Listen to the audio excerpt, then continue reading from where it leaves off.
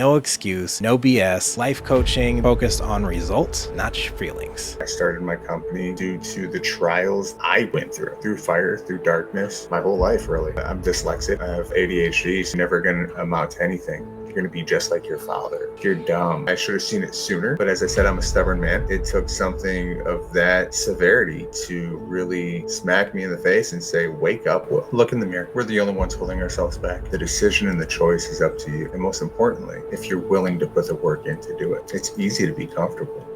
It's hard to be great. My definition of greater is being able to look back 6 months, a year, and say,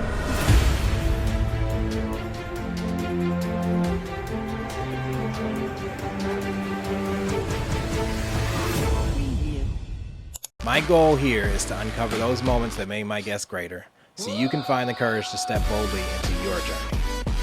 Let's jump in. Today's episode, we have Will Smith. Not the Will Smith you're thinking of, but founder and life coach at Lifestyle Coaching Academy, which is a no excuse, no BS life coaching that is focused on results, not feelings. What I heard was F your feelings. LifestyleCoachingAcademy.com, and we'll get into how you can find them. But before we get there, I need you to introduce yourself because I don't feel like I did you justice, Will. From where you were to where you are, we're talking about that messy middle of your entrepreneurship journey, so we can encourage those entrepreneurs that are being misled by all of the social media BS that's out there. Oh, a lot of people are misled. That's for sure. That's for sure.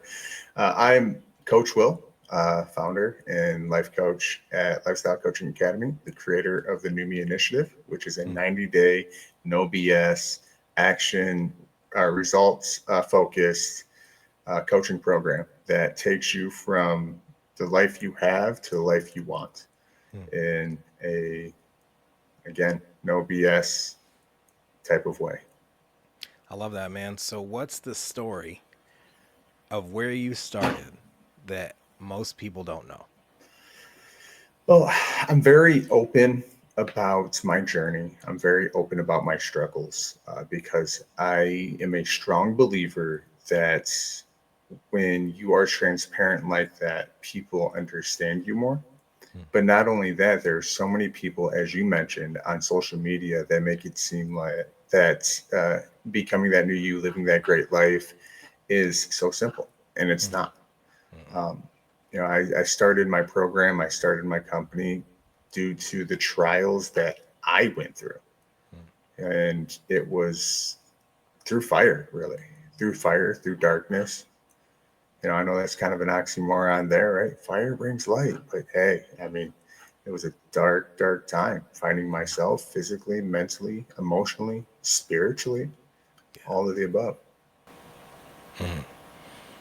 And I know you had mentioned like what that journey was. Was there ever a moment that you had felt overlooked or underestimated? Oh, geez, my whole life, really. And, I know a lot of people can say that, but, it's, we've all seen that picture and heard the story of the guy trying to push that heavy boulder up the hill, sliding back down and sliding back down. That is an image that I can relate with and relate to the fullest. I was born into a home of a single mother with two older siblings. We were poverty bound, um, welfare kids. My father was incarcerated when I was 2 years old, and he's been there ever since. So I never had that father figure to really show me how to be a man. And, I had a mother and two sisters. I was, from the youngest age possible, the man of the house. It was, so from there, my mom, she was, I love my mother. She's a great woman.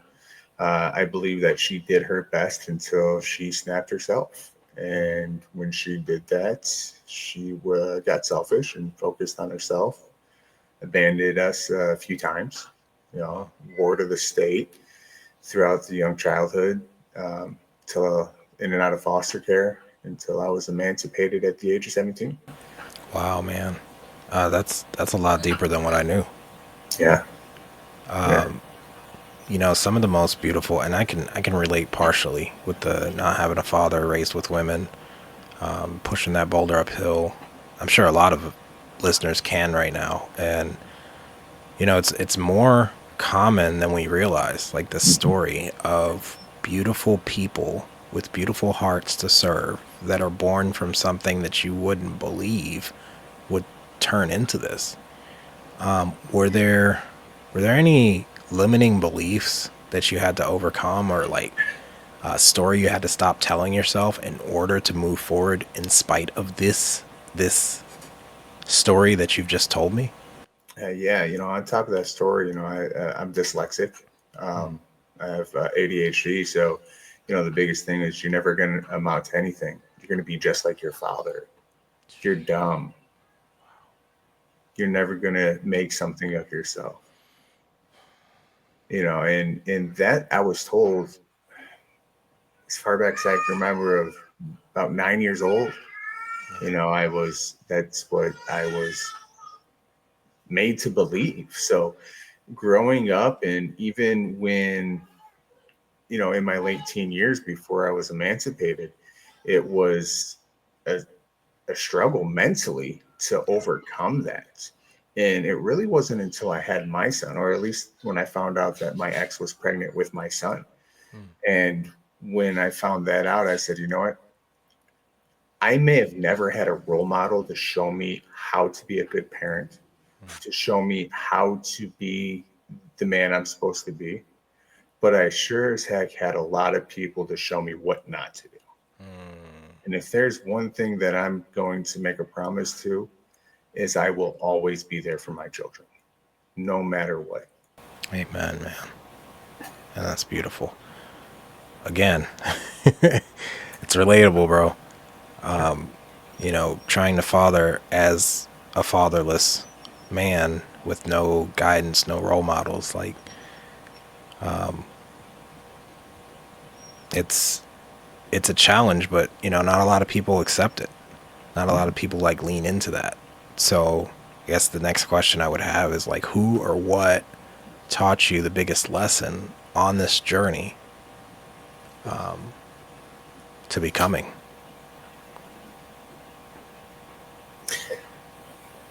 I would have to say it's my eldest son. Hmm. I've had a lot of figures throughout my life, but it was when I first held him, when I first saw him and seeing him grow. Um, I wasn't the best father to him. He's 17 now. I wasn't the best father, but I didn't know how to be. But he taught me how to become the father and the man I am today. Hmm. It was every step of the way, every action with that. There wasn't really a big role model I had growing up.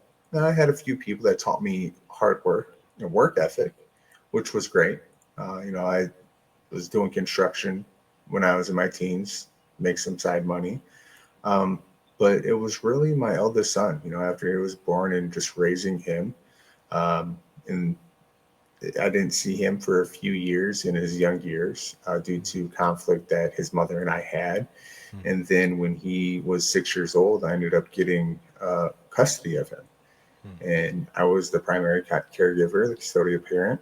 And up until about a month and a half ago, he just moved back in with his mother because as a young man, he wanted that decision. And instead of having resentment for me, I said, I'd rather you learn lessons now while you're still young than learn them when you get older. And, it's if you're a young man now, in the eyes of the law, you do something, shady, you're going to be charged as an adult. Right. So who am I to, I mean, you're not hurting yourself in an aspect that's going to be detrimental for the rest of your life. At least I don't Right. believe so. So why not let you go and learn those lessons? Hmm. Sounds like you naturally transitioned into that coaching as a parent of a teenager. Yeah. Yeah. It's that definitely helped.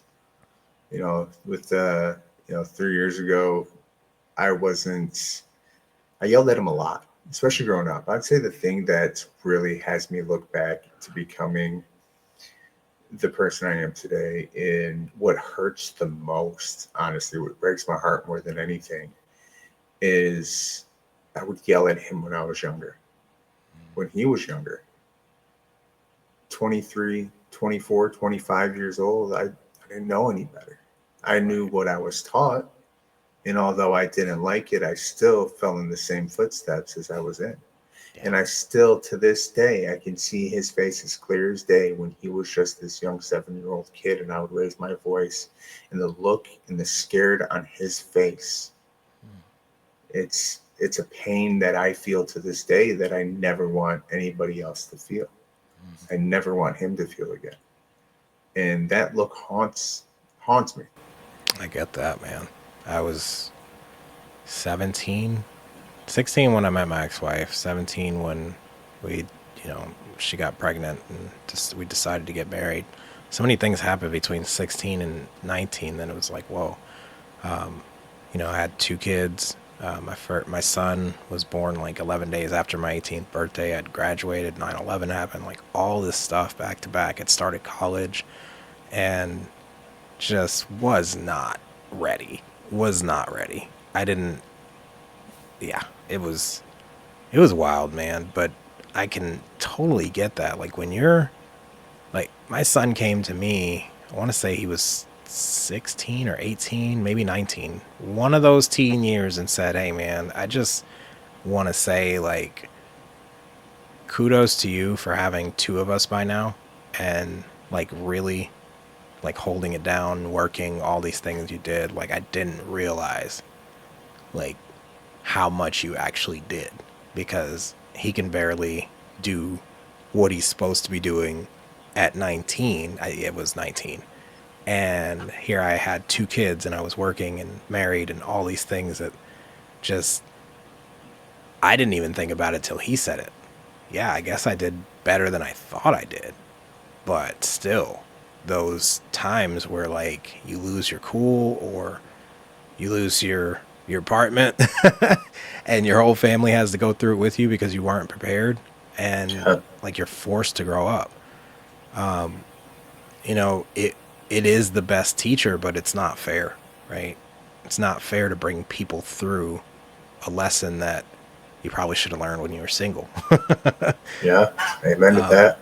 Yeah, so what would you say was like the first small action that created momentum towards a different life? I'm a stubborn man. So it wasn't a small action.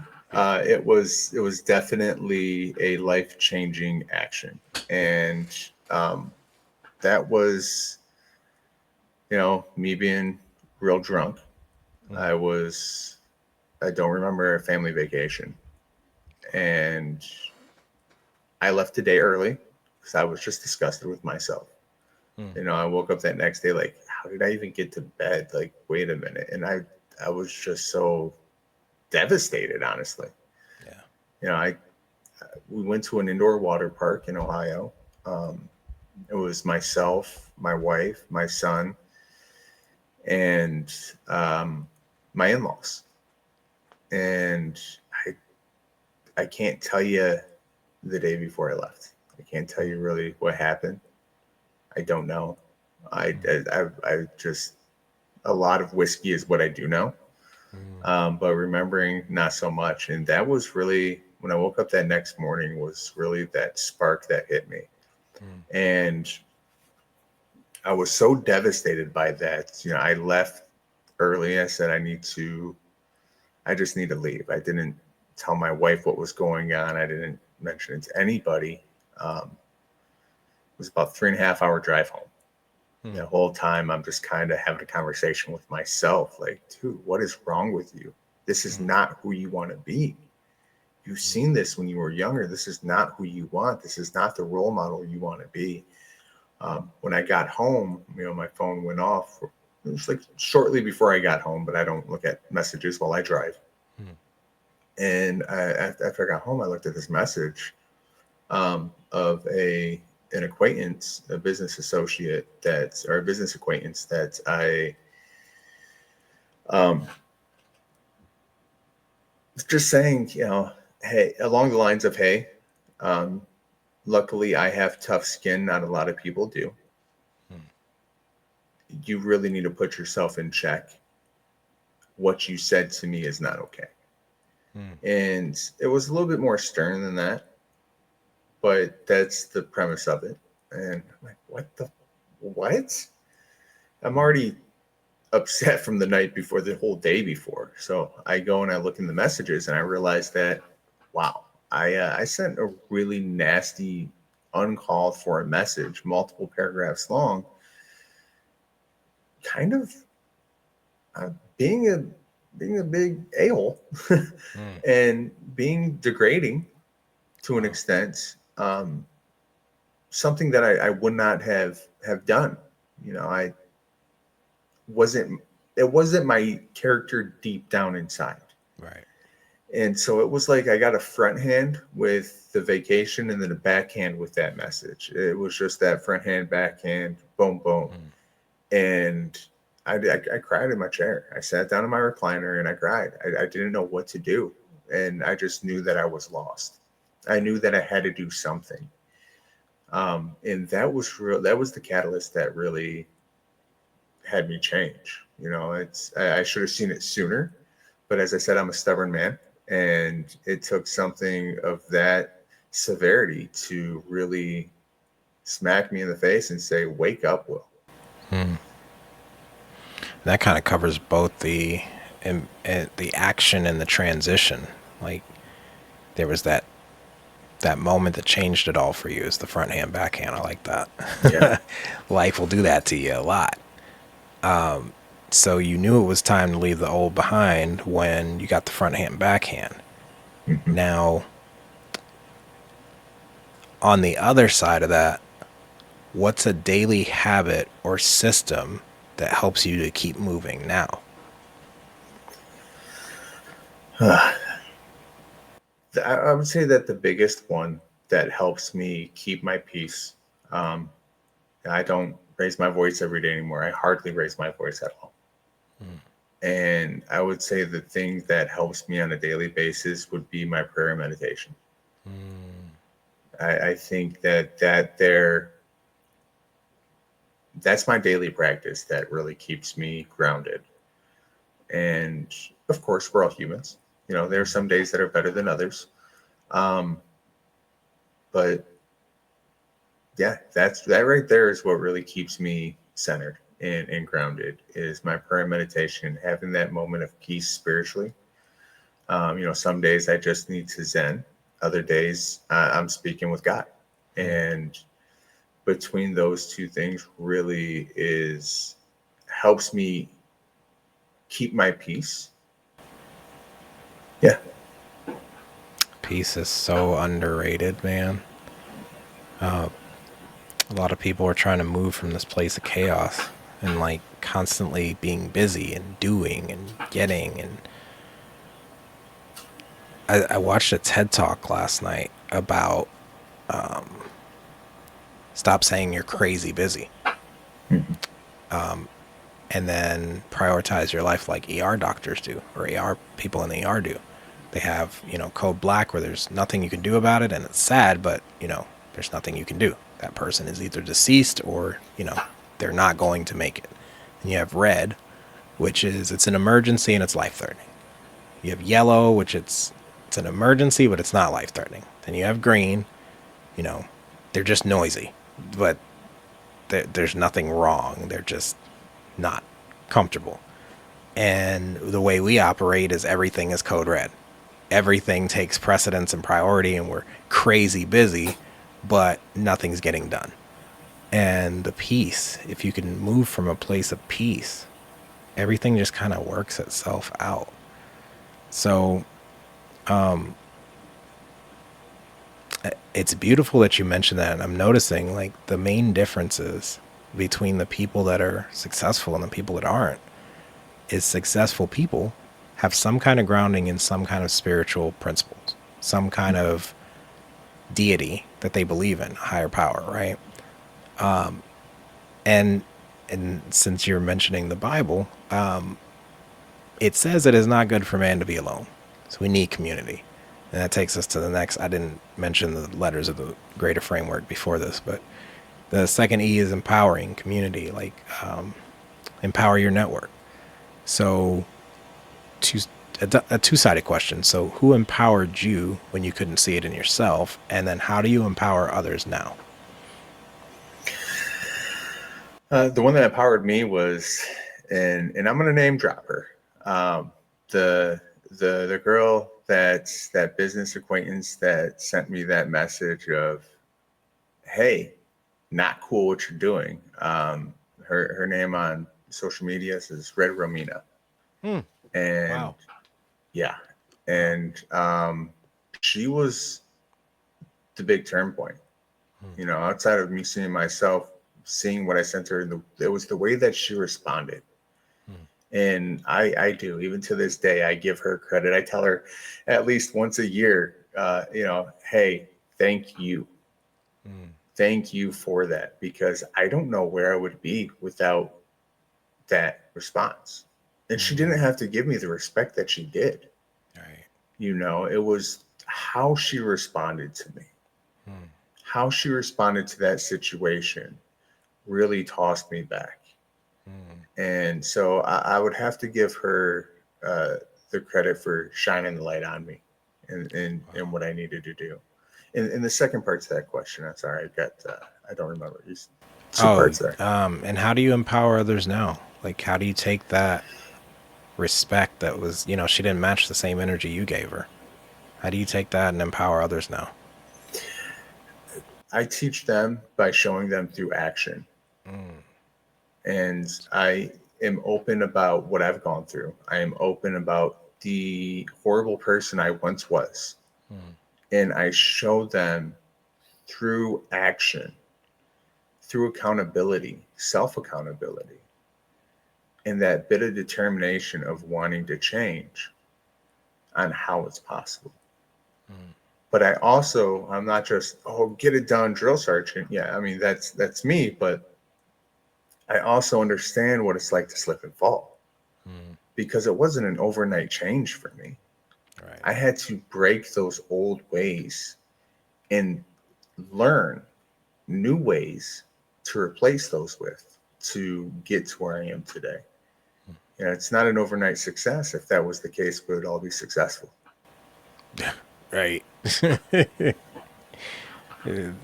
Overnight success is funny. It seems like overnight success, but people don't realize it was like anywhere from a 10 to a 20-year night. Oh yeah. And that's beautiful. So, where do you do that at? I know you have this lifestyle coaching academy. Is that where you empower your people? Yeah. As well as on social media. Everything that I teach, I put out there for free. It's with my content that I put on YouTube, to the posts that I put on Facebook, to the reels that I share on Instagram. It's all of the above. And practicing what I'm preaching, sharing the trials that I'm going through even to this day. Yeah. That's how I empower people. And then when people that want to take that action and that need that guidance, I would say, reach out and ask how they can do more. And I have a private community that I host where, as a community, we help one another out. And that's where we really dig in deep. It's no longer just kind of, this is what's happening, this is what I'm going through, this is how you should help yourself, these are the habits you should have. It's how do we implement those habits? How do we really break free from that old version of ourselves to become that new version, to find that peace in our life, to successfully move forward? Sounds amazing, man. It's a lot easier to grow in community than it is to grow in silos. Yeah. So good on you for actually creating a space like that for people to, you know, not everyone can handle the drill sergeant, but there are those people that need it. And so thank you for being you. Thank you. I've had to, and I don't know if I've had to, I think I've allowed myself to just kind of water myself down. I used to be the drill sergeant. I can still do that, but I've leaned more heavily into the empathy. And I think it's killing me in business because there's no room for feelings when money's involved. It's weird. That's what it feels like. It might be, but you know, there's this thin line between a paying client and someone who has basically been put in the friend zone and just expects something, right? I think you said it best right there. I really do. You know, there's once you put somebody in that friend category, almost every single time, and I'm not gonna say it's with everybody, but the high majority of people, like, oh, we're friends. You can't just do that for me. Oh, you're friends. You can't just do that for me. But what people don't realize is if you're my friend and you want to support me, then I wouldn't be giving you a discount. I wouldn't be handing you stuff out for free. That's not support. That's not supporting me. That's not helping me grow my business. And it That, doesn't help them. no, I I have hard drives full of stuff I've downloaded for free and things I've gotten for free. You think I've ever looked back at it? hardly ever. As every lead magnet I pick up, I just give my email. They give me the lead magnet. I never go look at it, or I go look at it and it's a wall of text that looks like it came from ChatGPT, and I close it. And then after like 3 or 4 emails in the next 2 or 3 days, I unsubscribe because I'm like, what are we doing here? Yeah. So if you don't pay, you don't pay attention. You got to have And some skin in the game. yeah, what is it? There where your treasure is, there your heart will be also. We're not charging people because we need money. I mean, it's nice. It helps us keep going, but really I need your heart in it. And Yeah. I can't tell you how many people I've helped for free that have done nothing with it. And you know, when there are the people that do something with it, they get some kind of success and then they'll shout out the people they paid. And it's like, okay, well, I'm not doing anything for free anymore. Or they won't Yeah. shout out, you know, they won't shout anyone out, or they'll get paid and they won't pass on. You know, that's probably my fault. I should have had something in writing, but it's just kind of discouraging. But We think that people are going to be as generous and as helping and as loving as we will. And we believe that because that's what we would do if we were in that position. And most people aren't like the uniqueness of our individuality.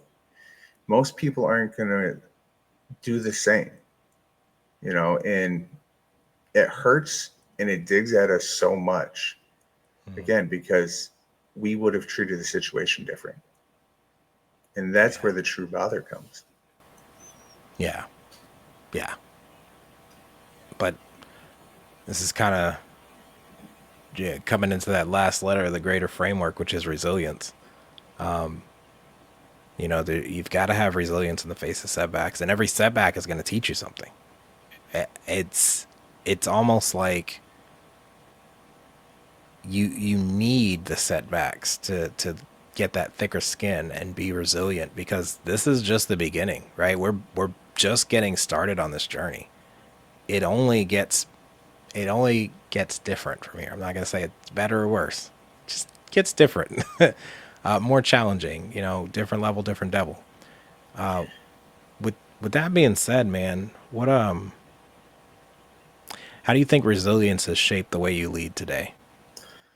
Well, at first, anytime I had a setback, anytime there was a failure, and I put failure in quotes because I don't believe in failure anymore, I would say, well, there it is. Why am I doing this? Why am I doing this? I'm just going to give up. I was so fast to give up on everything. Anytime there was an issue, I was just so quick to say, forget this, I'm done. And it was a change of mindset. It was realizing that each time that I had a setback or a failure, it was just a stepping stone in the right direction. Mm. And it's something that I teach my son is, if you learn something from that process or from that failure, it is not a failure. Mm. If you learn something, if you can know how to make it different next time so you do not make that same mistake. The only time it's a failure is when we're repeating the same mistake over and over and over and over. That's the only time that we're failing, because obviously we're not learning from that situation. Yeah. Yeah, absolutely. And fail is an acronym for first attempt in learning. I learned that from Stephanie, right? Or she reminded me of it. I've heard it before, but you remember the most recent. So Yeah.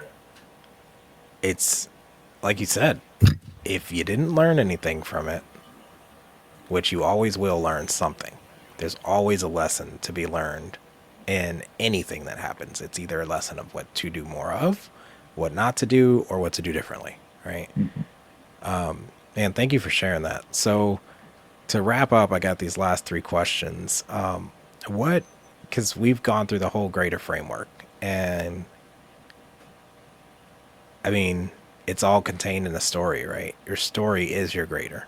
But I want to ask you, what is your definition of greater? My definition of greater is being able to look back 6 months, a year, and say, wow, I've grown. Mm. I've progressed. And to me, that's greater. Mm. It's not staying stagnant. It's so good to look back and say, wow, I've grown. I'm not stagnant. And that's beautiful. And if someone watching this or listening to this feels stuck right now, what is one step they can take today, or one word of advice you would give them? Look in the mirror. We're the only ones holding ourselves back.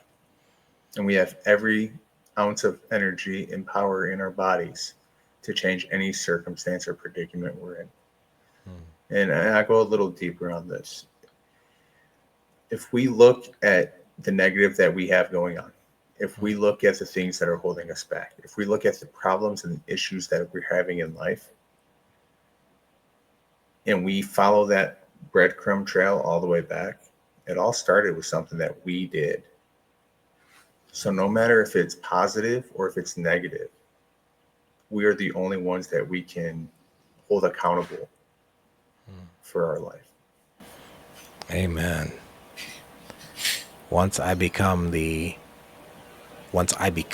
problem, I'm also the solution. Or once I can accept that I am the problem, I also become the solution. But until, if something on the outside, a people, place, or a thing, person, place, or thing needs to change in order for me to change, I'm powerless. So looking in the mirror and accepting that we're the reason, ultimately, no matter how far that breadcrumb trail traces back, we made a decision or we took an action on a thought or feeling we had, and we caused that.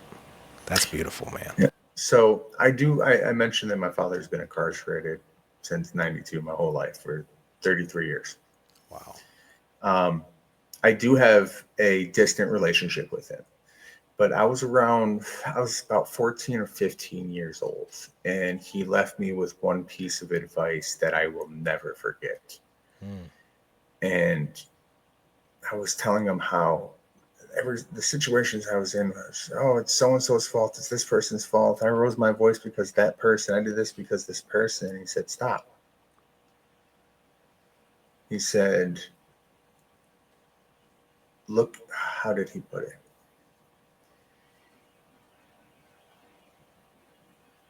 He said that, oh man, now I'm losing it. I'm brain farting there. You'll recall it right when you need to. Oh yeah, it was there and then it wasn't. Okay. He said that, he goes, but what, this is what he said. He said, but what did you do? Mm. And either I yelled or I got into a fight, whatever it was. And he said, but if you didn't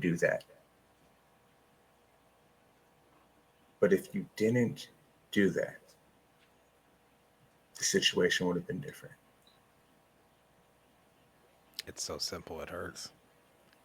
And that's a piece that has stuck with me. It's stop looking. His exact words were, "Stop looking at what somebody else did, and only focus on what you did." Stop being the victim and start being the victor. Oh man, somebody just got saved today. I If hope they'll so. accept it. If Yeah. they'll accept it, because there's a lot of people I know. It's never their fault. They never did anything. It's always someone else is the reason why they're where they're at, and they either don't have anyone or everyone's against them or someone. There's always something to blame. I heard something when I was in this program, and it was all an addict needs is food, water, and someone to blame. And it's funny looking back because I didn't realize that that's what I was doing until I saw it in other people. And the only way we can see something in someone else is if we can only recognize what we are. So to see it in someone else and, oh, that's disgusting, and then look in the mirror and be like, yeah, you do that too. Yeah. Or have one of your mentors point out, it's kind of funny. It's like the pot calling the kettle black. And you're like, ouch. Oh yeah. And I know that because I was there. Same. Yeah. I was there. So where can people connect with you and your work, man? Well, you can head over to lifestylecoachingacademy.com. That'll give you a little backstory on myself. It will let you know a little bit more about the program. My contact email there. You can look up on Linktree Lifestyle Coaching Academy. That there will take you to the community. That'll give you links to the website. That'll give you links to my Calendly, as well as all my social media platforms. So it's Lifestyle Coaching Academy and not Coach Will or Will Smith. Yep. Huh. It's something that I want to leave after I'm gone. Yeah, that's good. It's hard to leave my name other than to my kids. Yeah. Dang, I never thought about that. Yeah, it's, my whole goal with the movement that I'm trying to make is in 50, 100 years from now, Lifestyle Coaching Academy is still alive and is known as the leader of the industry. It's a mighty aspiration, Will. But I believe you can do it. Because you believe you could do it. Yeah. Man, this is good. Is there any last words, any other topics you think we should address before we close it out, man? Yeah, I'll leave one statement. I'll leave one little bit of wisdom. No matter how you're raised or where you come from, you can always do better. Just because you were brought up XYZ way doesn't mean you have to live that way the rest of your life. The decision and the choice is up to you. And most importantly, if you're willing to put the work in to do it. It's easy to be comfortable. It's hard to be great. And just 2 more letters to be greater. Well, thank you everybody for tuning into this wonderful episode of The Greater Journey. Please go follow Will at the Lifestyle Coaching Academy on all platforms, lifestylecoachingacademy.com. Don't forget to share this episode with someone who you think it can help. And we will see you in the next episode. Thank you for tuning in.